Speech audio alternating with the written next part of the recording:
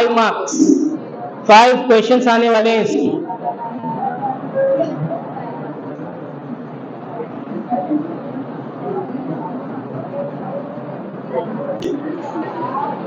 बराबर है? Everyone knows this, सबको आती ना? श्योर, पक्का जी। हमें आता क्या बोल के 2-3 मरतबा पूछने का रीजन क्या था? Reverse order. दिस कोडिंग और decoding can be given in the forward way और the backward way. Coding decoding can be given in forward way और बैकवर्ड वे। 5 क्वेश्चंस आएंगे इसके, 5 मार्क्स आपके हाथ में सिर्फ एबीसीडी के ऊपर, राइट? अच्छा, ये एबीसीडी ऐसी लिखी है, इसको क्या बोलते हैं? Upper case. और इसी चीज को ऐसा लिखे तो लोअर केस। अच्छा, एक ऐसा लिखे तो कौन सा केस? सूटकेस। कौन सा केस?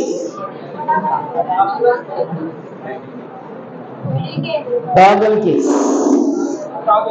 टॉगल केस, एक कैपिटल लेटर एक स्मॉल लेटर अगर लिखा हुआ है तो क्या बोलते हैं? Toggle case. आया समझ में? ये 3 क्लासिफिकेशन में एक क्वेश्चन बनाया था लास्ट में प्रीवियस। एक कैपिटल एक स्मॉल, एक कैपिटल एक स्मॉल, उसको क्या बोला जाता?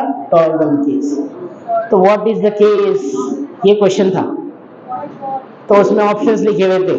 तो most of the students have written upper case since it's the first alphabet is upper, but not like that. इसका एक पैटर्न है और आपके कंप्यूटर में माइक्रोसॉफ्ट वर्ड में भी बताता है टॉगल केस में। आई बात समझ में? रिमेंबर करना अपने को इम्पोर्टेंट है सही टाइम पे, राइट?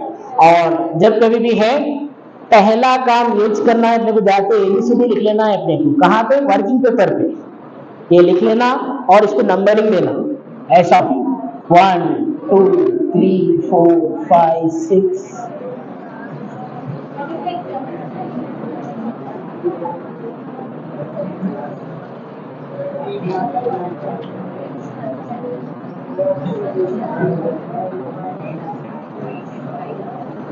आ गया? अब से फिर यहां से भी नंबरिंग देना।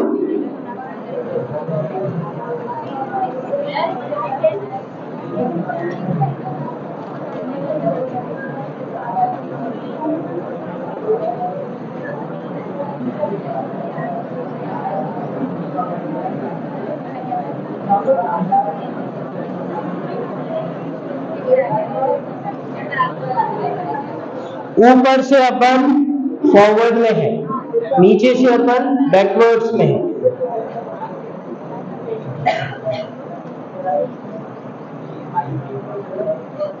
आया समझ में? ये हमेशा लिख लेते। आपके कोडिंग डिकोडिंग अगर अल्फाबेटिकल में है या नंबर्स में है, it's going to get solved very easily. Example के तौर पे अब मैं बता रहा हूं आपको, प्रीवियस पेपर में का कोई आने वाला नहीं है, कोई नई चीज ही देने वाला है। कोड बनाने उसको कोई देर नहीं लगती। Now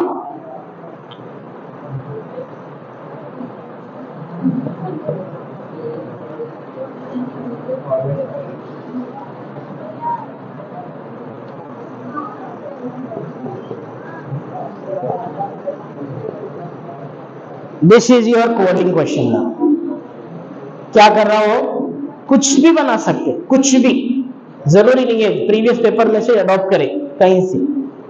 CFG is to PRS, ये कानून है, रूल है, ये इसके हिसाब का, क्वेश्चन के हिसाब का। तो इसी रूल के हिसाब से इन्हें क्या होता पूछ रहे आप, right? What is to be done? How many places he has jump either in forwards either in backwards, वो चेक करना है अपन। सी बोला ना, तो सी ये है आपका।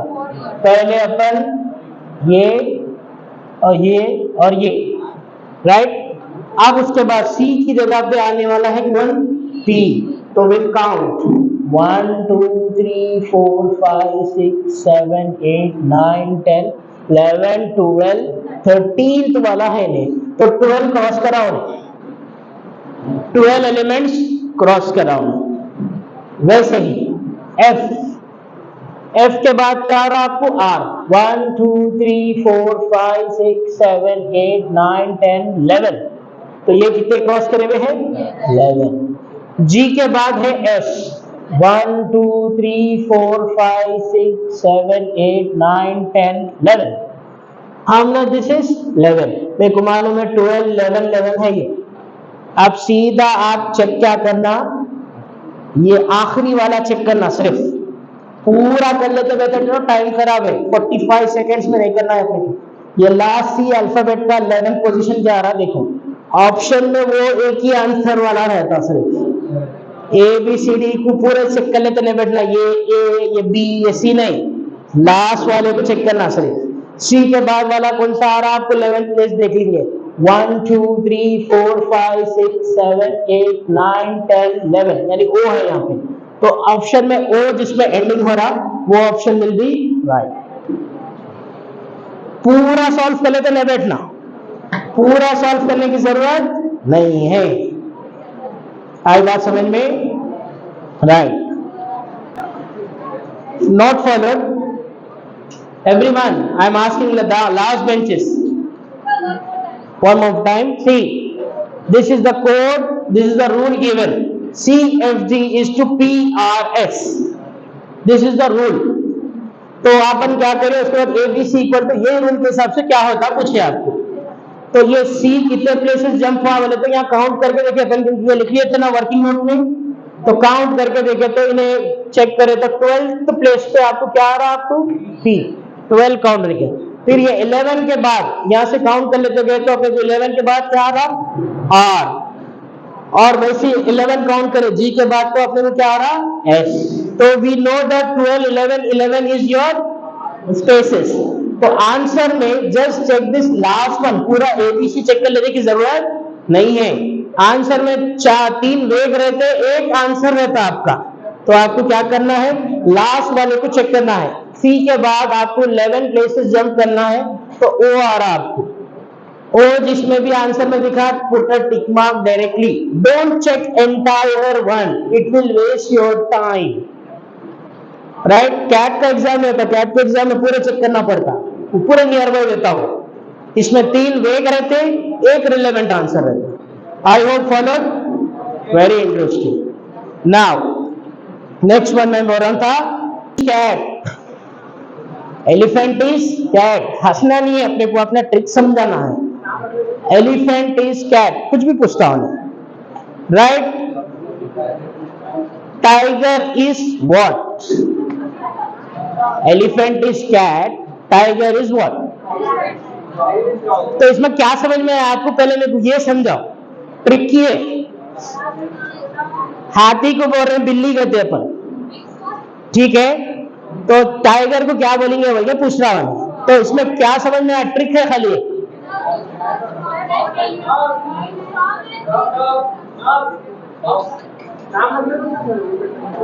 मजाक की बात नहीं है, समझने की बात है, आपको इंपॉर्टेंट टॉपिक है, मजाक मत करो, समझो कॉन्सेप्ट। इसमें ट्रिक क्या पूछा बोले तो elephant is a bigger larger size, cat is a smaller size, तो टाइगर भी बड़ा रहता, वो ऑप्शन में जो भी छोटा है वो आंसर रहता।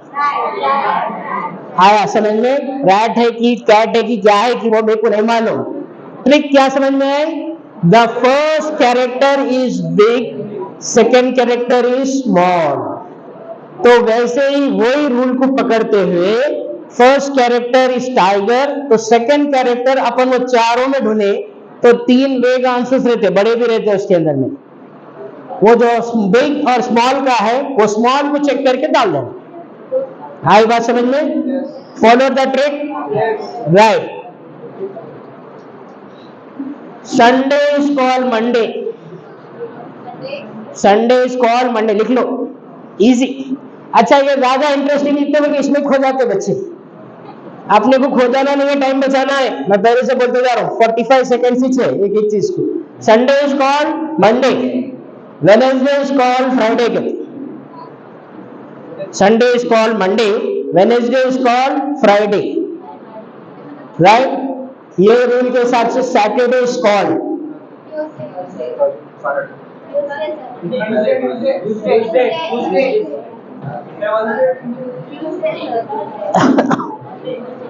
संडे मंडे हो गया करते, राइट।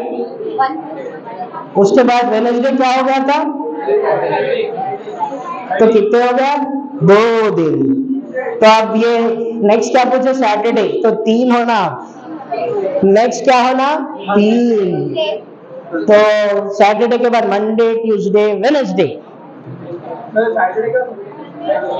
हॉलीडे वॉलीडे की बात नहीं करो, मैं पहले दिन का 1 का गैप था, दूसरे दिन का 2 का गैप है, तीसरा जो सवाल पूछा गया 1 2 3 आता आपने 3 का। आई बात समझ में? हाँ, संडे मंडे ट्यूसडे, राइट। आई बात समझ में? Follow the trick, follow the trick, right. Now next, अच्छा, Sunday is Monday, Wednesday is Friday, right. Based on this rule what is Saturday पूछ रहा हूं। तो संडे के नेक्स्ट डे, एक ही दिन के बाद उसको मंडे बोला गया, और वेडनेसडे के बाद थर्सडे एंड फ्राइडे 2 दिन। तो अब नेक्स्ट क्या रहता? 1 2 3। तो थर्ड डे होना है अपने को अब। तो Saturday is what? Sunday Monday Tuesday, Tuesday is your answer. तो जहां भी ट्यूसडे रहा put it. Interesting, right. Next topic is odd man out, odd man out. आपको चल जाते ना पूरी। ऑड मैन आउट, इसमें मैन वुमेन की बात नहीं चल रही। Odd man out, ODD odd, MAN man, 1 और 2, 1 और 2, मगर डेफिनेट क्वेश्चन रहता ऑड मैन आउट। अब क्या मतलब है ऑड मैन आउट से? Some series is going out, in that some uneven person has entered. जनाने में मर्दाना आगे सुन, ऐसी बात है। यानी गर्ल्स सेक्शन है, उसमें एक बॉय आ गया, अनइवन हो गया ना। तो वैसे ही है ये कॉन्सेप्ट ऑड मैन आउट। तो आप लोग क्या करें? धक्के मार के निकाल दे रहे उसको। तो क्या करना है अपने को? First read out and what is that particular event, वो समझिए। उसके बाद अपने को क्या करना है? उसमें अनइवन पार्ट क्या है, वो अनइवन पार्ट को एक को निकाल देना है। वो अनइवन क्या है उसके अंदर एक को निकाल देना है, राइट। एग्जाम्पल के तौर पे, write down one question that is very interesting, you will find out the answer also. मैं क्वेश्चन भी दिखाता हूँ, आंसर भी दिखाता हूँ। राइट डाउन, सीरीज में लिखिए कैट,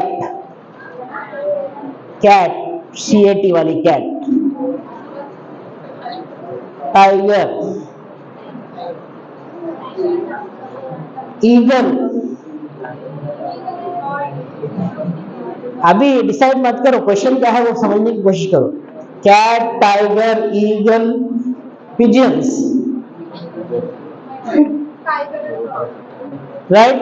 नाउ उसके बाद नीचे लिखा options. Option number 1 cheetah,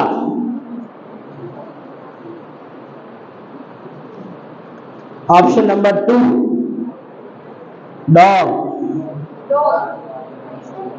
option number 2 dog, option number 3 cow,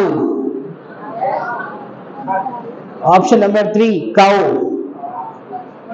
option number 4 buffalo. लिख लो, लिख लो।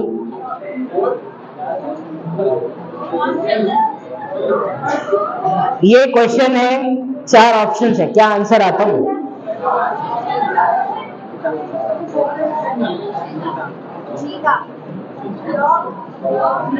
क्या बेसिस पे? बेसिस क्या है आपका? कैकू, उसकी बहन भी है बफेलो भी बोलिए आप लोग।